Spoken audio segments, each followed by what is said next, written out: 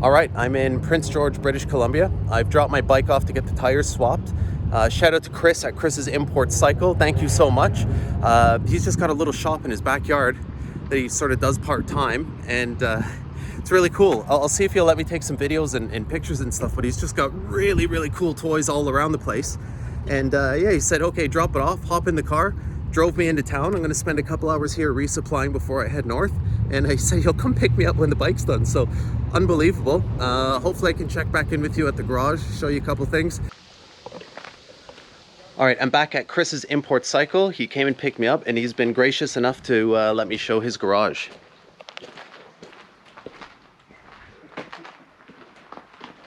The NOS bike, 300 horsepower.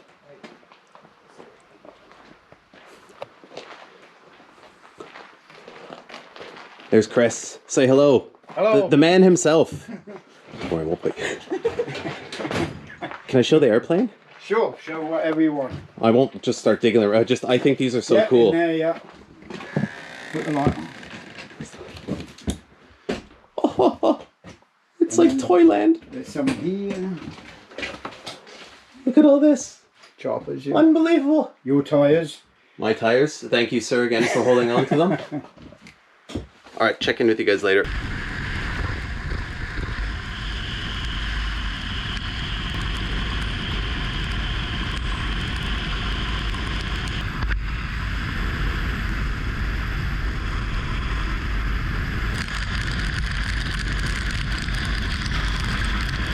All right, it's finally stopped raining, so I thought I'd take the opportunity and get a quick video in. It's been pouring rain ever since I left Prince George this morning, and it's really, really unseasonably cold. It's only about 8 degrees Celsius. So with the rain, it's just been freezing cold. It's actually the first day where it's been a little bit uncomfortable riding. Even with my winter waterproof gloves on, I can still, my fingertips are getting numb, even with the heated grips. I'm not getting wet, but the rain's just so cold. My boots are soaked on the outside and my toes are getting numb. So yeah, it's been an interesting day. I'm about halfway to Kasson Historical Indigenous Village, and purely by chance I just realized that today is National Indigenous Day, so I'm sure they'll be doing something up there to celebrate it, and hopefully it's still going by the time I get up. Yeah, so we'll get there next, see if there's anything interesting on the way.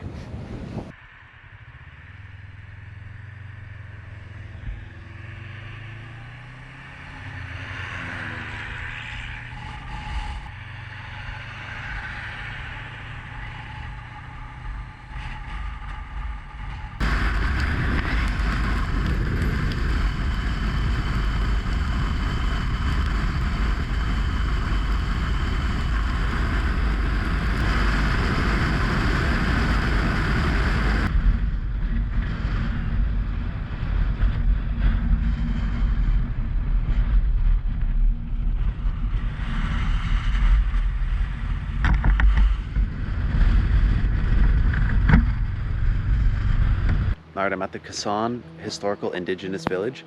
I believe the people, I'm gonna mash this name and I apologize, the Gitane Max people, and that means people who harvest salmon using torches. And I believe they've populated this area for the last 6,000 or 7,000 years. And you can see why, it's just incredible, the mountains surrounding.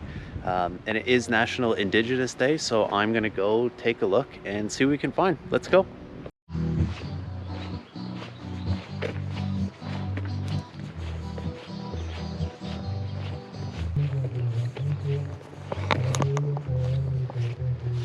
So I actually don't really know anything about this place or what to expect, other than it's, I believe, a recreation of a traditional indigenous village.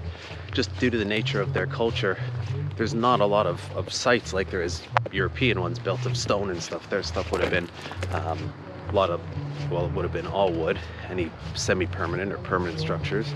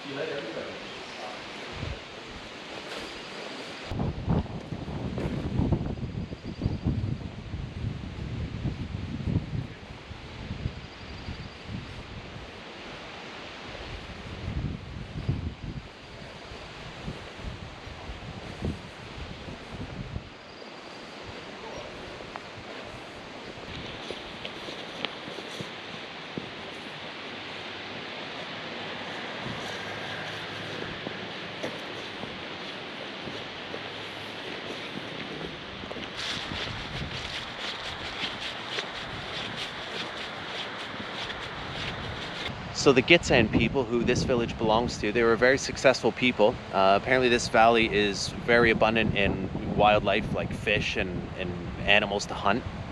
And it also is at the confluence of a few rivers. So they were able to, you know, provide for themselves and also trade. When the Europeans came, although that probably wasn't the best overall, they were able to take advantage of it. And their culture is very, very alive and strong today. I was reading a little bit here about it and talking to the girls, and the girls were showing me these cedar like hats and roses that they make out of cedar. The cedar bark, they have to wet it and pull the inside bark out and work with it. And she was saying that they learn it even in school, so they still have a really rich and thriving culture today. And people's number about 10,000, of which 3,500 live in the valley in the area. So really interesting. What an incredibly beautiful place, just nestled in all these mountains. I'm sure the camera's not doing it any justice whatsoever. Once again, no forward planning or research or anything, so I showed up here, and the last tour of the day was done, so I don't get a tour. Most of the buildings are being shut, which is unfortunate, but the positive is the reason they're being shut is because there's a stage for National Indigenous Day today, so they're all shutting up shop so they can go over. The girls that worked in the little museum and the gift shop were really nice, and they saw that I was interested, so they actually spent some time talking to me and explaining some stuff before they closed up, and invited me over to watch the stage. So just gonna soak this in for a second, then walk over to the stage, see what that's all about, and see if I can't find some indigenous food.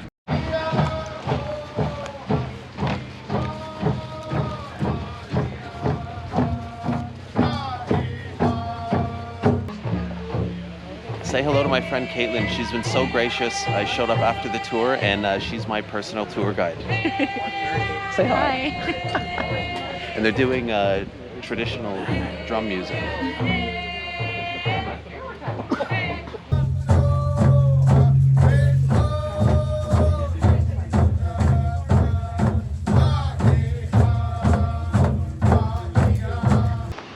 Well, what an incredible day. Had a great experience here at the Kasan Historical Village when they were celebrating the Indigenous Day. Really cool. And thank you so much to my new friend Caitlin for staying with me and just teaching me so much about the culture. It's been an unbelievable experience. I didn't feel comfortable putting the camera in her face for everything she was telling me, but yeah, really, really interesting. I'm gonna go see if I can find somewhere to sleep, get something to eat, and then see what tomorrow brings. Oh, on the way back though, I have to cross the Bridge of Death, which I really don't want to, and I really hope that I don't fall on it. Here we go.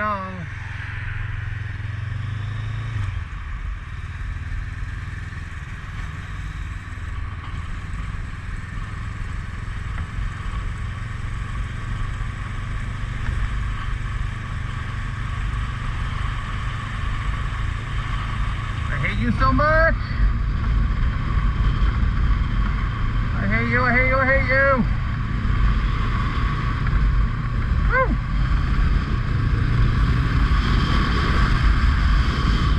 Woo. All right, so I'm in New Hazelton where I stopped last night. I'm still here. It's halfway through the day. I had a little delay to my plans. A couple hours north of here where I needed to go. It was snowing this morning.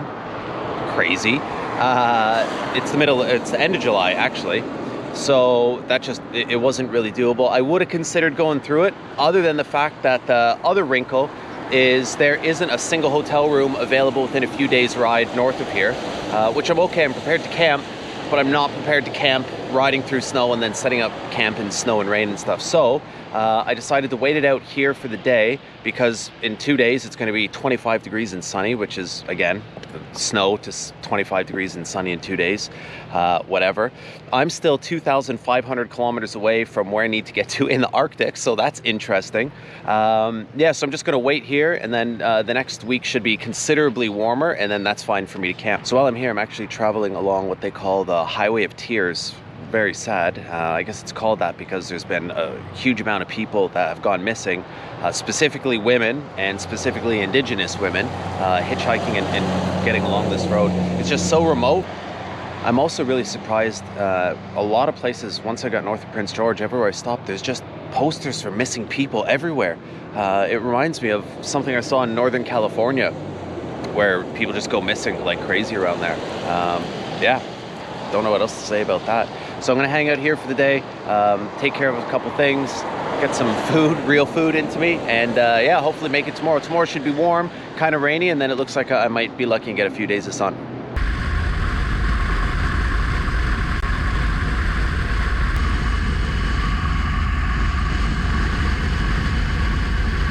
All right, so I'm about 2 hours north of Hazleton at Mazayadin Junction, which is just a little gas station. Really, the only settlement that I passed was a logging camp. So up until now, this has just been kind of a cool trip. Today's the first day where it actually seems like an adventure. It's really cold, unsurprisingly. There's snow-covered mountains. The forecast did say it was warmer, so I was expecting it a little warmer. Hopefully it doesn't just keep getting colder for the next 2,000 kilometers, or I think camping is going to be a bit interesting, and the riding. But yeah, so today's first day. It's really started to feel like an adventure. I'll show you around here. There's really not a whole lot, but this gives you kind of a feel for how in the middle of nowhere I am. And yeah, we'll keep going, see how far we can make it today.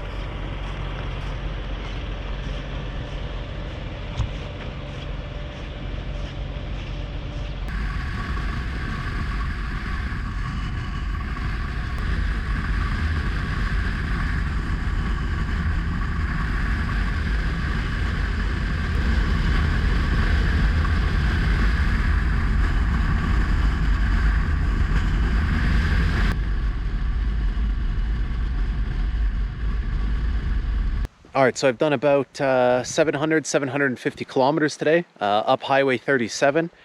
Incredible. If you ever get the chance, just do this highway. I didn't even notice the time going by, just between the scenery and then having to work, because the curves and everything are just so awesome, and the road surface is good in most places, not so good in others.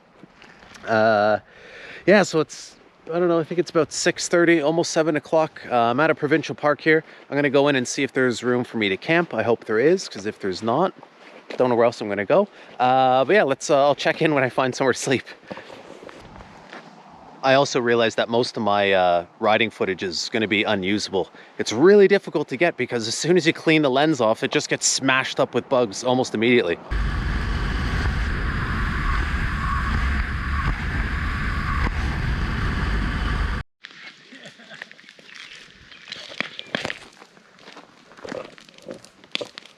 Wow.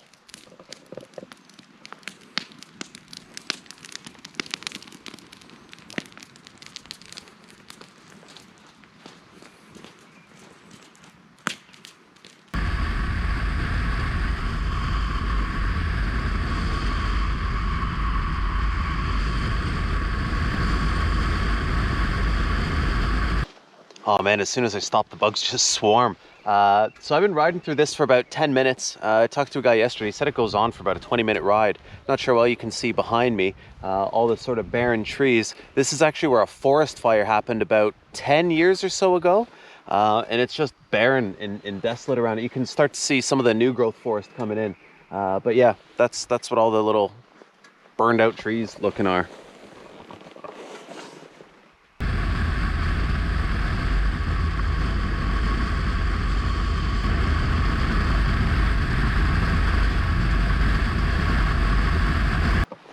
All right, I made it to the Yukon. Wow.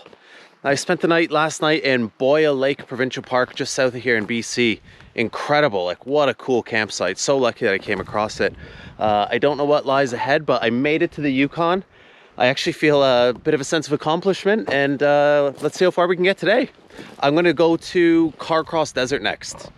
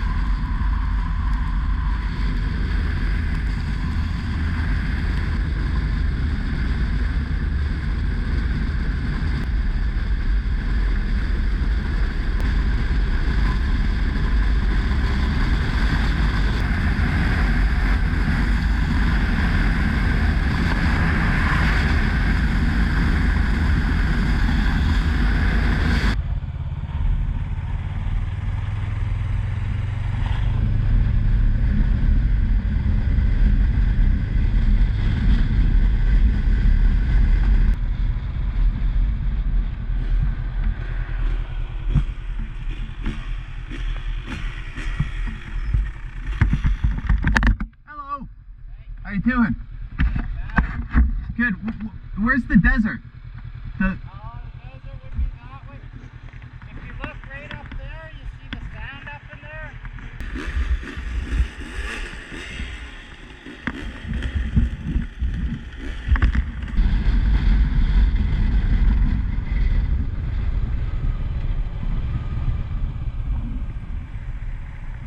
Okay, all right.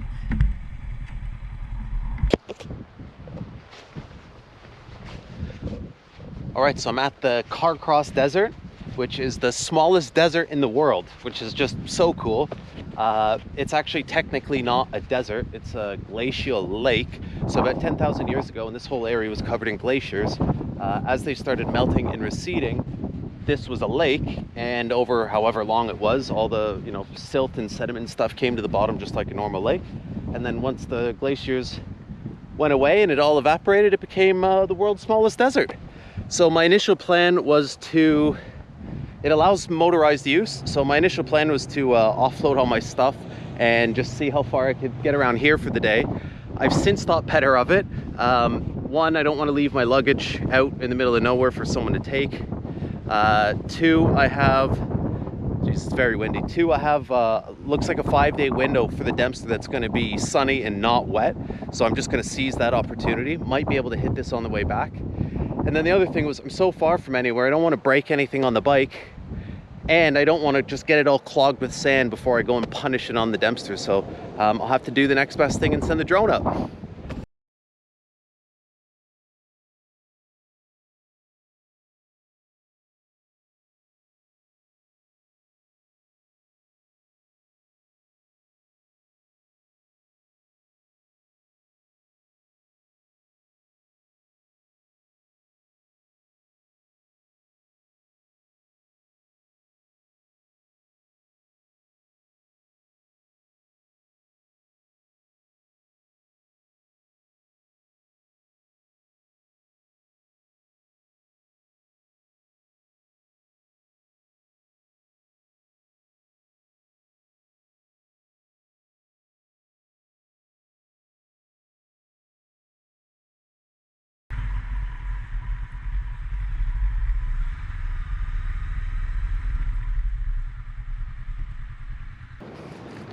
$11:30, still light out, not even in the Arctic.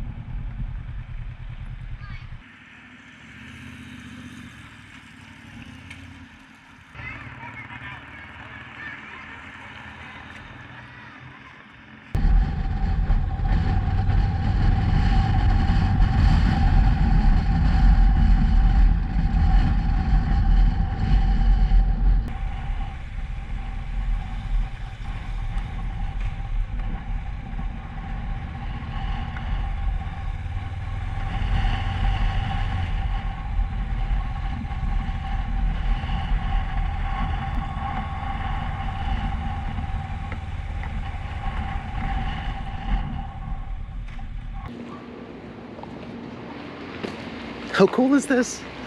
I didn't realize it's the actual Dawson city from the gold rush. This is unbelievable. It's actually one of the coolest little spots that I've ever seen. I've been quite a few places and this is really, really neat.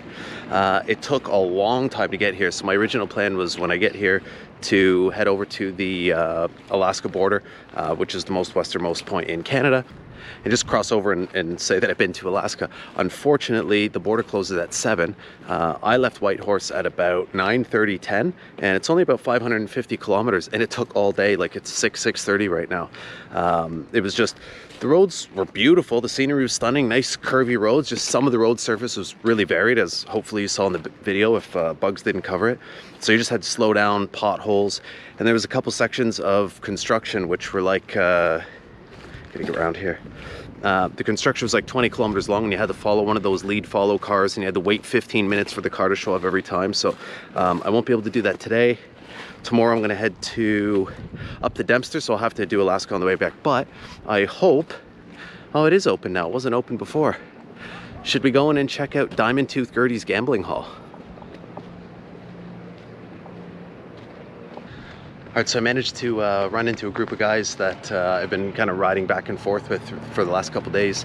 So I'm gonna go, and I met another group of people. I'm gonna go have dinner with them first, and then go meet up with the other guys, have some drinks, and see if we can't get into Diamond Tooth Annie's. This is part of the deal. Well, the cocktail they make is sour.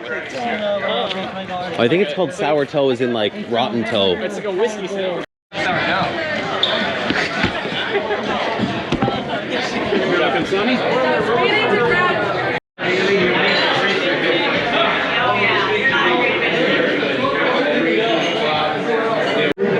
Yep, we're ready to go. Okay, my friend. When you drink slow, you may drink it fast. But this nasty toe must touch your lips. Guard your teeth, or your tongue, or your tongue. Cheers. I'll put the nail up for you. Up the raw?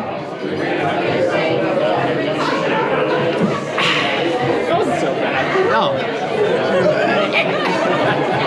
Thank you so much. Well, it's midnight in the land of the midnight sun, and it lives up to its name. I even was talked into doing the sour toe cocktail, which was not quite as gross as I thought it was going to be. I'm going to go to bed now and get an early start for the Dempster. Woo!